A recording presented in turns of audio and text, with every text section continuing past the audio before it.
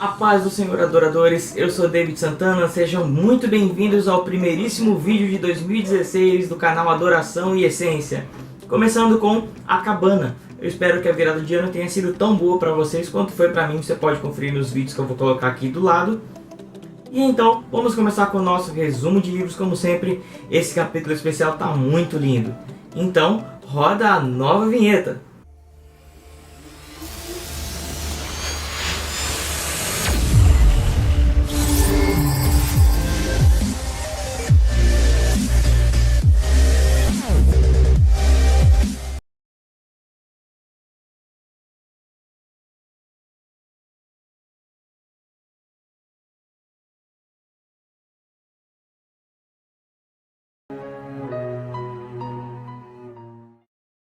Meg e Sarayu estavam saindo pelos fundos da casa e começaram a caminhar por uma floresta.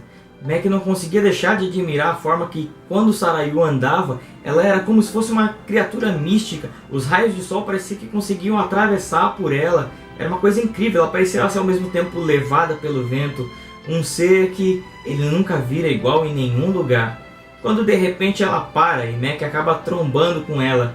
Quando Meg olhou para ela, de repente ela tinha trocado de roupa como se fosse num passe de mágica. Agora ele estava usando um macacão e roupas de jardinagem. Então ela entregou na mão de Meg um ancinho, uma foice e uma pá. Meg estava esperando encontrar algo como se fosse um tipo de jardim inglês, muito organizado, todo muito lindo, mas o que ele viu na verdade foi uma mescla de múltiplas cores, uma coisa que pareceu, para ele pelo menos, tudo muito confuso, uma mistura de vegetais com flores e folhas de diferentes cores, mas por mais que fosse confuso, era a coisa mais linda que ele já havia visto na vida dele. Ele até murmurou baixinho: "Que confusão!" Mas Sarayu ouviu e disse: "Muito obrigado, é o melhor elogio que eu poderia ter recebido." Pelo caminho, Sarayu tocava as flores e admirava toda a paisagem, então retirou uma pequena erva que deu para Meg mastigar, dizendo para ele que aquilo ia ajudar a digerir as verduras que ele havia comido no café da manhã, que isso seria um remédio para aquele efeito que faria no estômago dele. Meg, meio a contragosto, não quis aceitar, mas decidiu comer, e até que não tinha um gosto tão ruim assim. Então ela disse logo para Meg: "Mackenzie, eu quero que você me ajude a limpar um pouco esse terreno em que nós estamos." Meg ficou meio desorientado. "O quê? Você só pode estar brincando? Destruir esse lugar tão lindo?" Então, meio que ignorando a reação de Meg àquele pedido, ela se virou de costas e já começou a limpeza naquele terreno, abrindo como se fosse uma ferida naquele terreno tão colorido. Meg deu de ombros e então começou o trabalho também, limpando e cortando as plantas com uma foice, num corte muito limpo. A ferramenta parecia bem afiada. Mas enquanto que para ele pareceu ser um trabalho um pouco mais duro, para Sarayu parecia ser uma coisa muito fácil de fazer. Vários minutos passados, algo em torno de 20 minutos, eles haviam acabado tudo. E então Sarayu disse: "Não é algo muito empolgante?" Então Meg meio que olhou estranho para ela, dizendo: "Olha, eu acho que eu já me empolguei com coisas mais interessantes do que isso." Sendo sarcástico, é claro. Então veio a pergunta de Meg, como sempre, ele é muito curioso. "Olha, eu sei que você é o criador, mas você também criou plantas venenosas, insetos que picam, esse tipo de coisas. Por que você criou elas?" Então Sarayu respondeu: "Na verdade, tudo que é criado a partir de alguma coisa. E essas coisas, quando elas foram criadas, elas não eram ruins. Elas ficaram assim." Então Meg, nada satisfeito, disse: "Tá, mas como exatamente essas coisas ficaram ruins?" Então Sarayu, em contra-resposta, disse: "Na verdade, vocês humanos são sempre cegos com relação a esse assunto, na verdade. Vocês não percebem que enquanto vocês estão em terra, vocês é que estão arrastando a criação junto com vocês. É muito triste, mas não vai ser assim para sempre."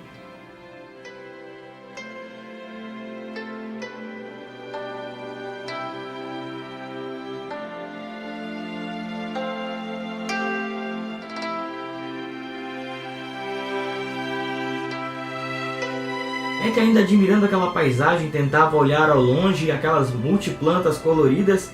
Ele parou hesitando, mas então perguntou: "Peraí, então existem plantas venenosas nesse jardim?" No que ela respondeu: "Sim, existem. A verdade é que vocês têm a tendência de olhar as coisas sempre como sendo algo de ruim. E algumas são até bem sensíveis ao toque, como esta aqui. Você pode tocar em alguns momentos não." E ela estendeu a mão para colocar na mão de Meg. Mac, meio que hesitante, perguntou: mas eu posso tocar? O que Sarayu respondeu: sim, eu estou aqui, Mac, você pode tocar. Vocês têm que entender que às vezes é seguro e às vezes não. Confiando em mim, tudo é possível. Se não, um bom estudo de botânica para vocês saberem quando é possível e quando não. Essa é a maravilha e a aventura da exploração. É uma parte do que vocês chamam de ciência, discernir e descobrir o que nós escondemos. O Mac logo perguntou: peraí, mas por que vocês esconderam? Pergunte a qualquer pessoa que tenha paixão por explorar, descobrir, criar.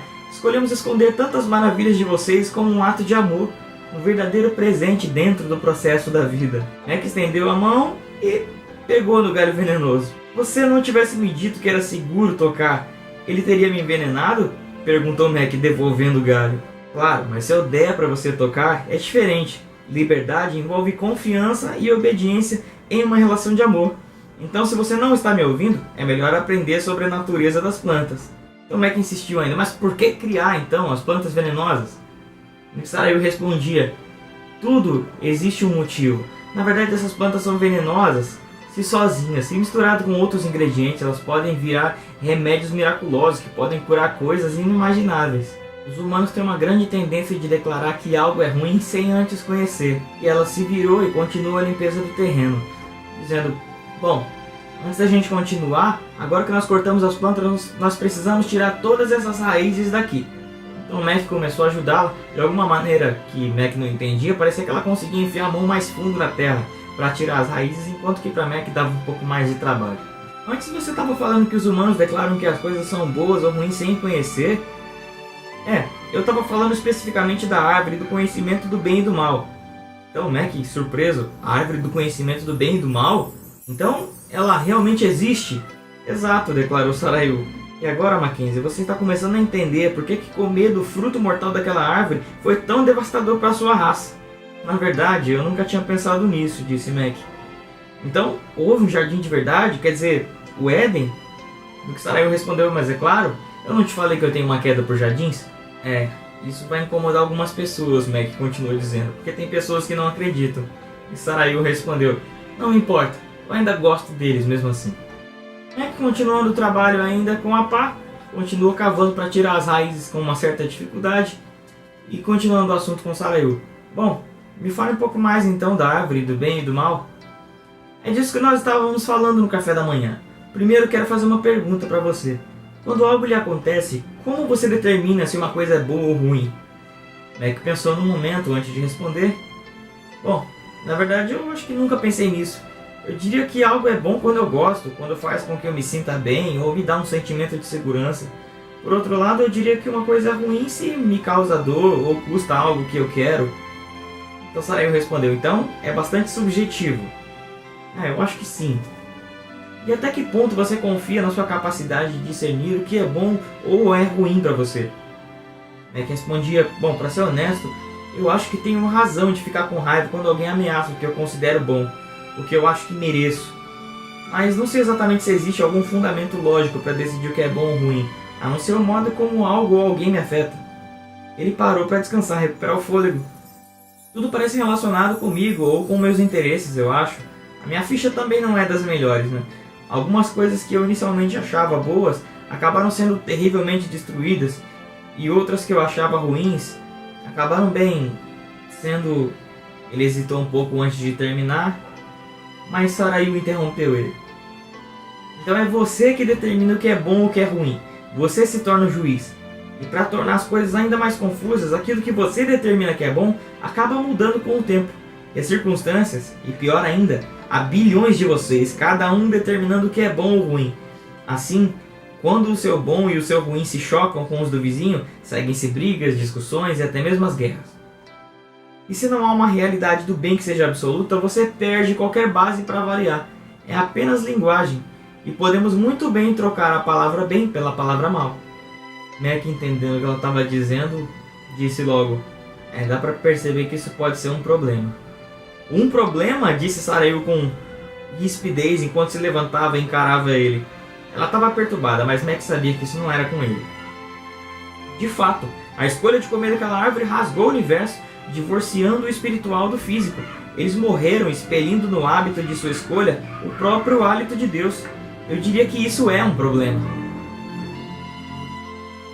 Tanto que Sarayu falava naquela veracidade, ela chegou a levitar um pouco do chão e depois voltou ao seu tom normal. Aquele foi um dia de grande tristeza. Nenhum dos dois falou durante quase 10 minutos enquanto que eles continuavam o trabalho naquele jardim. Foi Mac que rompeu o silêncio dizendo: agora eu posso ver que eu gastei a maior parte do meu tempo, da minha energia tentando adquirir o que eu achava que era bom, como a segurança financeira, a saúde, a aposentadoria ou sei lá o que, e gastei uma quantidade gigantesca de energia e preocupação temendo que eu determinei que era mal. Mac deu um suspiro profundo.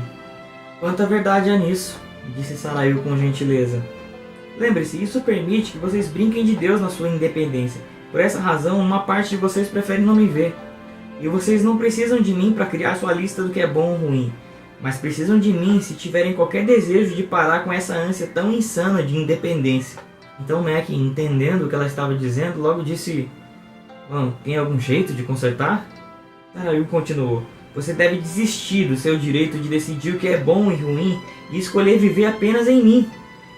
É um comprimido difícil de engolir. Para isso você deve me conhecer o bastante a ponto de confiar em mim e aprender a se entregar à minha bondade inerente. É que teve a impressão que ela se virou para ele. O mal é uma palavra que nós usamos para descrever a ausência do bem, assim como usamos a palavra escuridão para descrever a ausência de luz, ou morte para descrever a ausência de vida. Tanto o mal quanto a escuridão só podem ser entendidos em relação à luz e ao bem. Eles não têm existência real. Eu sou a luz e eu sou o bem. Sou o amor e não há escuridão em mim. A luz e o bem existem realmente. Assim, afastar-se de mim irá mergulhar você na escuridão. Declarar independência resultará no mal, porque separado de mim você só pode contar consigo mesmo. E isso é morte, porque você se separou de mim, que sou a vida. Então se seguiu o diálogo mais interessante desse capítulo, onde ele começava e Sarayu continuava o diálogo. Uau! Sentando-se por um momento, Mac disse: isso realmente ajuda, mas também posso ver que abrir mão dos meus direitos de independência não será um processo fácil.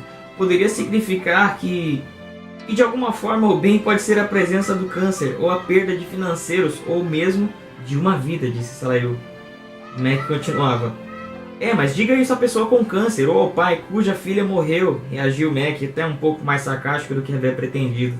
Mackenzie, você acha que nós não pensamos neles? Cada um deles era o centro de uma outra história que não é contada. Mas, e Missy, ela não tinha o direito de ser protegida? Não, Mac. Uma criança é protegida porque é amada, não porque tem o direito de ser protegida. Isso fez ele parar. De algum modo, o que Sarayu acabou de dizer pareceu virar o mundo dele de cabeça para baixo.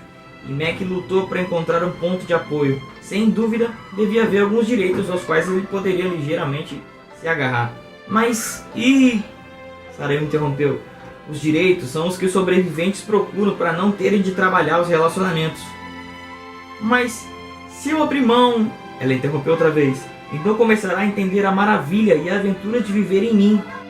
Mac estava ficando frustrado, então ele já disse alto: mas eu não tenho o direito de terminar uma frase sem ser interrompido? Não, não tem. Na realidade não. Mas enquanto você achar que tem, certamente vai ficar irritado quando alguém o interromper, mesmo que seja Deus. Ele ficou perplexo, se levantou encarando ela sem saber se ele teria um ataque de fúria ou se ele dava risada. Sarayu sorriu para ele. Mackenzie, Jesus não se agarrou a nenhum direito. Tornou-se um servo por livre-arbítrio, vive seu relacionamento com o papai, abriu mão de tudo, de modo que ao longo de sua vida independente, deixou uma porta aberta que permitiria a você viver suficientemente livre para abdicar de seus direitos. Nesse momento, o papai desceu pelo caminho carregando 2 sacolas de papel e sorria enquanto se aproximava. Bem, pelo que vejo, vocês dois estão tendo uma conversa, e ela piscou para Mac. A melhor, exclamou Sarayu. E adivinhe só, ele disse que nosso jardim era uma confusão, não é perfeito? Então as duas começaram a sorrir uma para outra. Mac não sabia dizer se elas estavam brincando ou não, porque ele ainda estava com o rosto um pouco que ardendo de raiva, mas elas duas pelo menos pareciam não ter percebido. Então Sarayu estendeu a mão e deu um beijo no rosto de papai, dizendo para ela: sua noção de tempo realmente é perfeita. Nós já acabamos aqui, fizemos um ótimo trabalho. Obrigado por essa conversa, Mac. Você realmente é um deleite. Do que Mac disse: na verdade eu não fiz muita coisa. Quer dizer, olha essa bagunça. Se olhar, passou pelo jardim que rodeava eles. Mas é realmente lindo e pleno de você, Sarayu. Mesmo que pareça que ainda resta um monte de trabalho a ser feito, eu me sinto extremamente tranquilo e à vontade aqui. Então as duas se entreolharam e deram risada. Sarayu foi na direção dele até invadir o espaço pessoal dele, bem pertinho, e disse: "Não é de se espantar, Mackenzie, porque esse jardim é a sua alma. Essa confusão é você. Juntos você e eu estivemos trabalhando com um propósito no seu coração. Ele é selvagem, lindo e perfeitamente em evolução. Para você parece uma confusão, mas eu vejo um padrão perfeito emergindo, crescente e vivo." O impacto dessas palavras de Sarayu quase que fez Mac desmoronar de todas as suas reservas, de todo o sentimento que tinha dentro dele.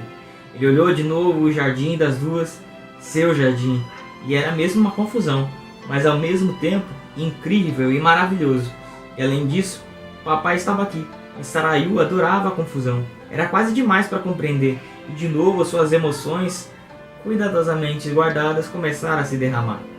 "Mackenzie, Jesus gostaria de levá-lo no passeio se você quiser ir. Preparei um lanche por caso vocês ficaram com fome. Deixo você livre até a hora do chá." Enquanto se virava para pegar suas coisas para ir embora, ele pôde sentir Sarayu passando por perto e beijando seu rosto, mas não viu ela indo embora. Quando ele se virou, ele viu que o papai também já estava sumindo, indo para outro lugar. Então ele foi para perto de onde Jesus estava, perto do estaleiro, porque parecia que eles tinham pelo menos um encontro marcado.